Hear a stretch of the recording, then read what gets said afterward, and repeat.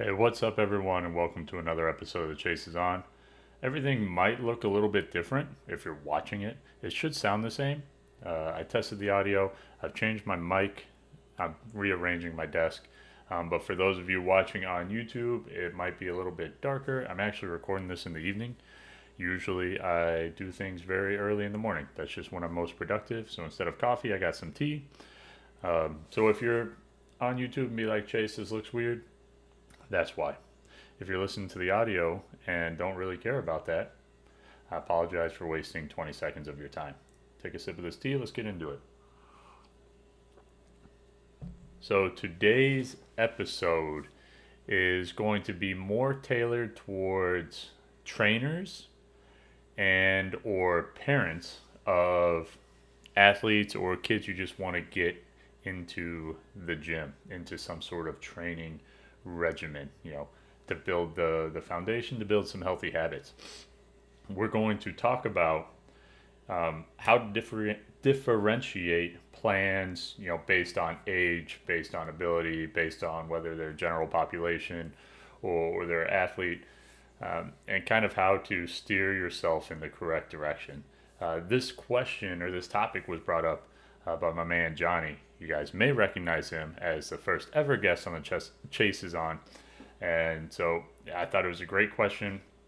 I figured I would cover it here in the podcast on episode 13. So if that does not interest you, we'll be back in a couple weeks. If it does, let's get into it. So, differentiating plans, we're going to break this up. We're going to talk about age first, and then we'll talk about ability level, and then I'll get into my thoughts on general population versus athlete population. So, starting with the age, really, training starts almost immediately, right? You're training newborns to hold their head up. You're training, children to crawl. You're training children to walk. Okay, but you don't think of that like training. But those habits will carry over later in life, obviously, right? If you never learn to crawl, you'll never learn to walk. And then, when you're 13, you're still not crawling or walking, right? So there's this carryover like that. But in a learning movement sense of the word, it starts as early as, 3 or 4, right? You see, there are these, gymnastics, mommy and me gymnastics, daddy and me gymnastics, t-ball, taekwondo, karate, some of the martial arts, wrestling, all that stuff. While it may just think of like an activity for them to do, give them social, um, that is training, right? You are getting some sort of training effect. Now, it's not going to be profound. You're not going to realize when your 2 year old is kind of hanging on to the bar at gymnastics that they're the next Simone Biles, but you are, you know, almost conditioning them. I hesitate to use that term because it sounds like brainwashing to me, but to use, to be in an active environment, right? Kids take after their parents. Kids take after what they're around. We take after what we're around. That's why they say you're the sum of the 5 people you spend the most time with. So if we keep, our kids in, and I'm not a parent, so I guess take this all with a grain of salt, but I worked with kids for a really long time. And I can tell you, the athletes that I trained that were ahead of their peers weren't the ones who specialized in like baseball or basketball or football from an early age. They're the ones who took, taekwondo to learn about discipline. They're the ones who were in gymnastics so they could learn about body awareness and relative strength, being able to do pull ups and push ups and stuff like that. So getting those habits done early and learning those, base fundamental skills and kind of being ingrained without really having, to think about it. Like, when you're 3 or 4, it's just fun. When you're 5 or 6, it's still just fun, right? So getting that diverse, set of skills in multiple different disciplines is going to be hugely beneficial later on. So when they start playing sports more regularly, let's say, you know, 8 years to 12, 8 years old to seventh grade. Whatever grade you're in when you're 8 to seventh grade. So now we're starting to get into a little more competitive um, competitive sport type thing. It's still going to be mostly rec leagues. You're going to go to the park district and join the youth soccer league. You're going to go to the park district and join the baseball league. You're going to do youth football or basketball or whatever. But it starts to get a little more competitive, and at that time, I think it's good to introduce, maybe not year round, but it's good to introduce a training environment, like a training specific environment, you know, where the kids can learn, you know, base fundamentals of movement quality that they won't get at their sport, right? So when you go to a sport, especially when you're younger, you're working on the skills of the sport. You're working on how to throw a ball, how to hit, how to shoot, how to pass, how to kick, all these kind of different sport specific skills, but they don't teach them, the base movement patterns, how to run and decelerate properly, how to jump and land properly, how to control their body weight properly, necessarily, unless that, competitive sport is taekwondo or gymnastics. But even then, getting more into, you're not going to learn how to necessarily run properly in gymnastics, stuff like that. So you can still find these areas where a trainer or a training environment is going to be beneficial. When I worked at Get Fast, I always told parents that we were a supplement to what the kids did at practice. We were not going to be a second soccer practice. We were not going to be a second baseball practice. We're going to work on all the things that we're good at. I wasn't a soccer player. I played 1 year. We were 0-9-1 and we scored 0 goals. Like I did not have fun. Did not like playing soccer. I was not a soccer guy, but I could teach soccer players how to run, how to accelerate, how to change direction, how to plant and move, how to lift properly, when they got to that age. So getting a trainer that would supplement, not add on to the skill specific work, I think is huge. It's huge, and you see that as they progress on.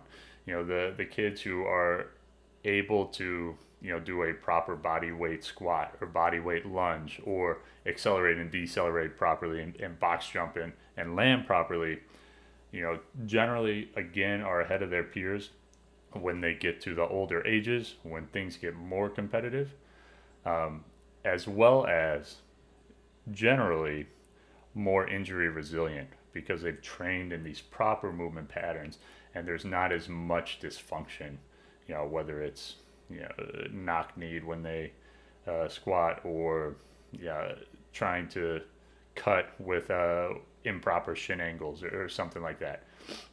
So getting that training environment early.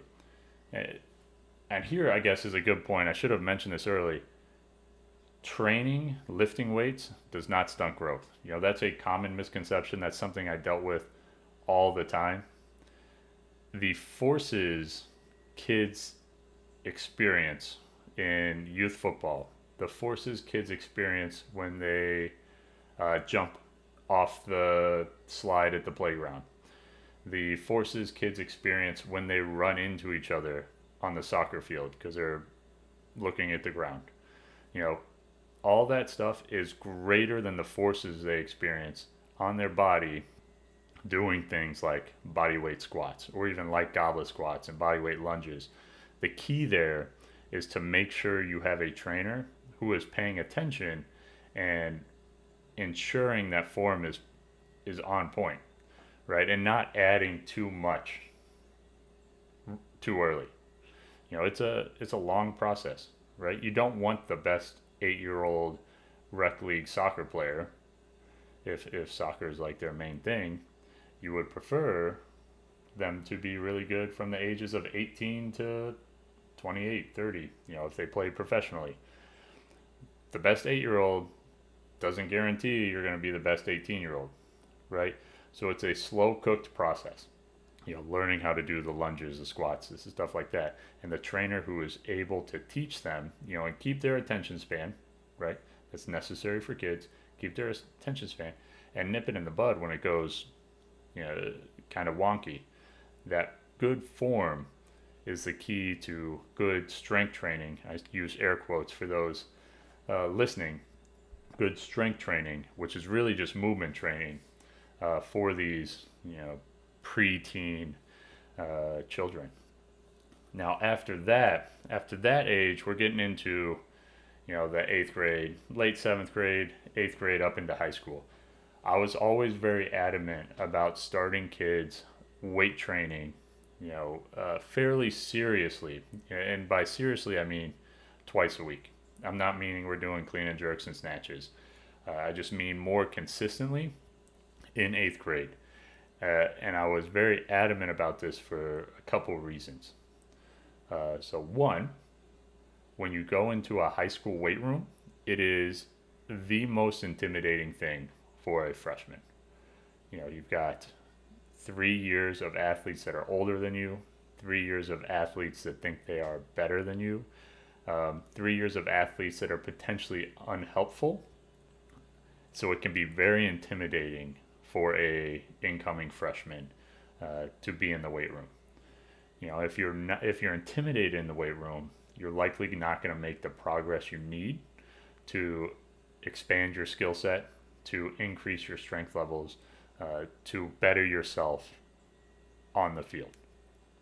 So we were trying, what I saw was when we start in that late seventh grade, eighth grade year, you're getting this confidence in your movements, right? We're making sure you know exactly how much weight you can handle. We're making sure you know exactly what good reps and bad reps feel like. So when you go into the weight room, you're not trying to keep up with someone who's way stronger than you. You're not trying to overdo it. You have this awareness of what you can and cannot do. That way you can make progress. So it adds a little bit of comfort. It's still intimidating being around, the older kids, obviously, as well as in a high school weight room, there's often only, one, maybe two coaches. And in most high schools, they don't have a dedicated strength coach. A lot of times it's, a sport coach, whether it's the football coach or the basketball coach, who's a PE teacher or history teacher or math teacher or something. And they don't have necessarily, this is not always the case, they don't have the knowledge of weight training that someone who went to school and is in the training sector has. So you can, like I said, get the good reps, dialed in, understand what the bad reps feel like, and, be able to talk with the athlete if they continue training while working out, with their high school, to kind of optimize, their plan there versus your plan at the training gym. So at eighth grade, like I said, late seventh into eighth grade, strength training should become more of a consistent thing, I think, for a lot of athletes, for a lot of people, whether you're an athlete or not. Building strength, building muscle mass at that time where kids are kind of awkward, they're very self-conscious, giving something to feel good about is a huge mental win. Whether it's just numbers going up or they feel like their arms have gotten bigger or, whatever it may be. Getting that huge mental win at that age is key. It's hugely beneficial. Okay, and then, so obviously from mid high school on, strength training, speed training is all necessary if you want to be a college athlete. These days there are training gyms everywhere. They are very commonplace. I would say almost all collegiate athletes, from D1 all the way to the junior college level, trained at a training specific gym at this point. That's just the way it is now. So getting someone to hold you accountable, to make sure that you are doing the right things, doing the things you need to be doing, and like I said, supplementing that work. So you're not just throwing bullpens twice a week. You're not just hitting live pitching during batting practice. You're getting all the extra stuff to take care of your shoulders, your hips. You're taking care of your speed training. You're taking care of your hamstrings, so you don't end up with or you're less likely to end up with pulls and stuff like that. So yeah, I think by sophomore year, 15, 15, 16, I think everyone who is an athlete, and like I said, even those that aren't athletes that need maybe a little guidance or some of those mental wins, should really look into a training gym. Yeah, obviously there's a lot of them around. You can vet them out. Go in, talk to them. Be wary of people that aren't very open with their training style. Like, I was always very transparent with what we did, why we did it, how it works, stuff like that. Also, be wary of guarantees. I never guaranteed anything. I never guaranteed any results to any athlete or parent, because frankly, there's a lot of things that it relies on. I always guaranteed that me and my staff would give our best effort. We would prepare, we would put the work in, we would give our best effort for that athlete every time they came in. And if they did the same, then results would follow. But if we're supposed to train them 20 times over 3 months and they show up 5 times, now my guarantee is still out there, but the results probably aren't. So be wary of the guarantees. That a lot of times that's just eyewash. But talk to the trainers. Visit a couple different gyms. You'll find one where the environment is what your athlete, your kid is looking for. Okay, so as far as ability level, so let's get into the ability level a little bit. Ability level doesn't really differentiate itself until you get into that, maybe sophomore, junior year, where colleges start to really take notice. That's where you'll find yourself maybe looking to specific. At this point, I'm assuming people have picked kind of the sport that is their go-to. By sophomore year, I realized baseball is what I wanted to do. I'm sure a lot of people have that realization probably early, but it kind of gets solidified, about sophomore year. That's where you're going to want to try and look at maybe a more advanced gym, or a gym that is specific to your sport, or a coach that is specific to your sport. That is not saying, going back to my previous points, that it should be an extra track coach or an extra baseball coach. It should be someone who maybe works with that population specifically, but handles, the strength and conditioning, the speed training, and then maybe, if we're talking baseball, the bullpens, or pitch design, or, your batting cage time. So you can get all of this kind of consolidated under one roof, and you're not having to pull from 3 or 4 different places. If we're talking track and field, they're going to handle your high intensity days, your low intensity days, your rest days. Maybe they handle certain recovery modalities. If they've got Normatec boots, or access to float tanks or cryo chambers, or something like that, right? So you're kind of consolidating, but taking it, maybe the next step up from, kind of a base level trainer. That's really the big difference in ability level. If you're, I'm going to kind of call myself out. If you're a D3 pitcher, it'll be beneficial. I don't think it's necessary. At that point, you've kind of, there are D3 players that make, pro rosters and stuff like that. But I wasn't going to travel, across the country. It just wasn't within my means to travel across the country to train at a baseball specific place. So that kind of comes into play. Like if you realize where your cap is as a tall, skinny, moderately hard throwing right-hander, maybe the training place you're at, probably good enough.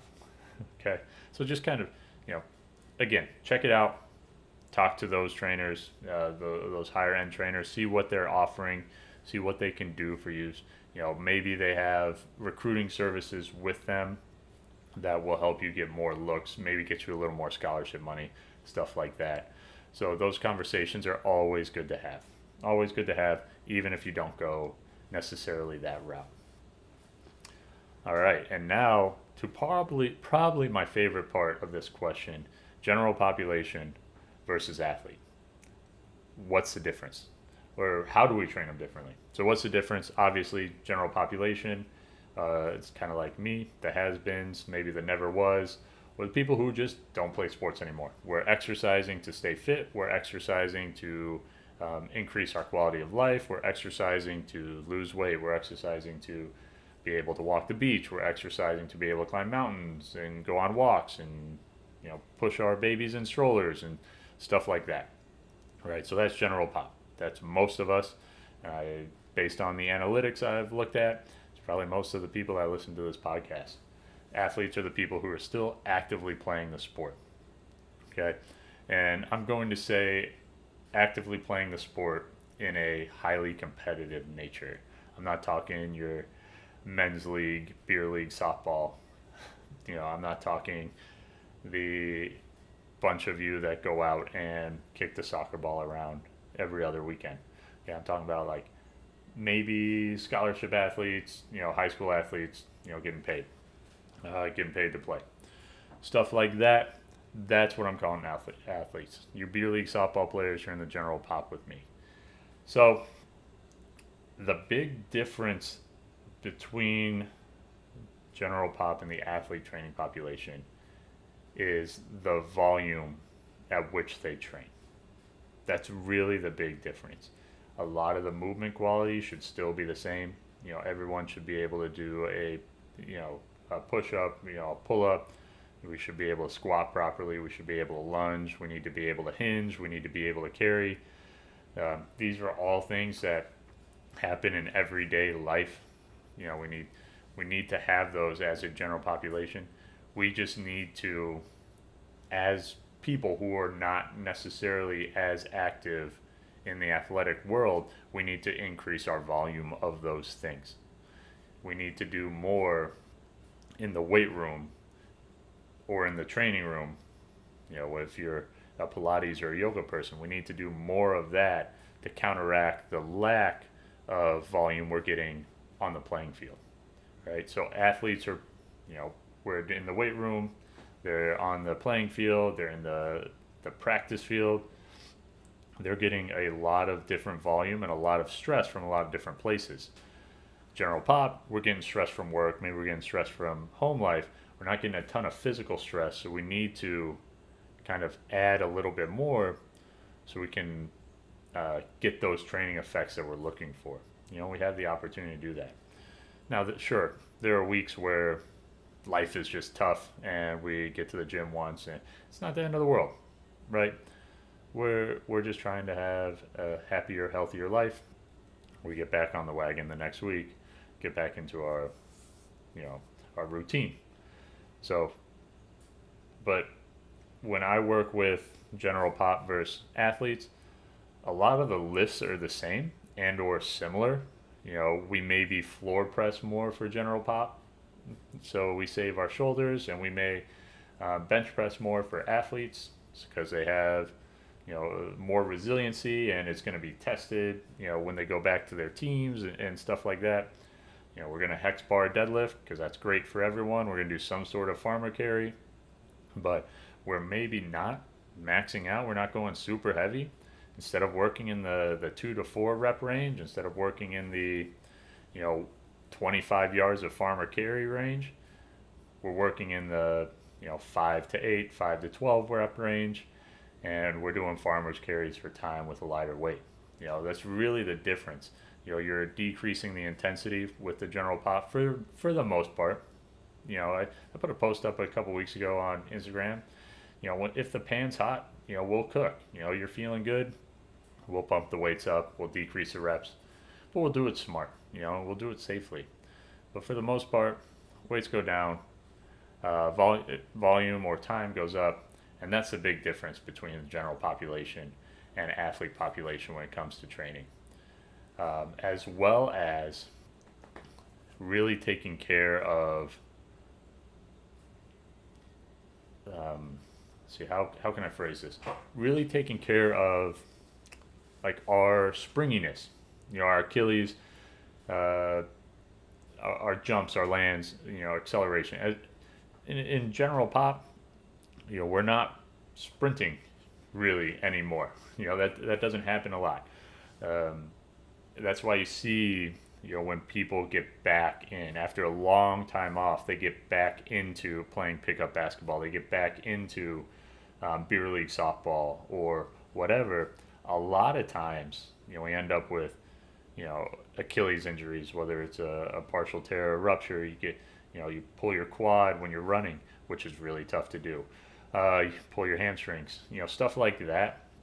So this, kind of prep, getting back into this power development, these things like pogo hops and sled pushes and short effort acceleration sprints, not training at our 40-yard dash, but these 5-yard, 10-yard sprints, so we can train those muscles to be able to absorb and produce those forces again. That is key for the general population, because we're just not getting it at practice. We don't have practice anymore. We don't have to get up at 5 o'clock in the morning and drag our bag through the snow to the field house. We get to go to work. So getting the volume and the intensity changes from athlete to general population. Higher intensity, lower volume generally for athletes, and it's flip-flop for general pop. Lower intensity, higher volume, and then more specific, like tendon resiliency, muscle resiliency work. These sprints, these hops, these low-level type jumps and stuff like that to prepare our body for whatever, quote, high intensity, end quote, activities we may be partaking in, whether it's softball or just playing with the kids or, pick up basketball or frisbee.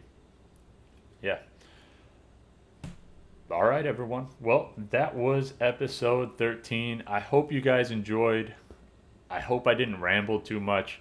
I'm very passionate about getting kids into a training program early. I think it's great for them physically. I think it's great for them mentally. I think it's great for developing, like I said, those lifelong habits that they'll use while they play sports, they'll use after they play sports, when they go into the working world, and just be better off for it. So if you have any questions, reach out to me at chase.harris.performance on Instagram. You can find my contact information there. If you have any questions or suggestions, feel free to shoot them through a DM, through a text, through an email.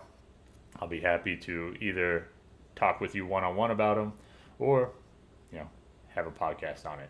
So without further ado, have a great day, morning, night, whatever, whenever, wherever you're listening to it, and I'll talk to you guys in a couple weeks.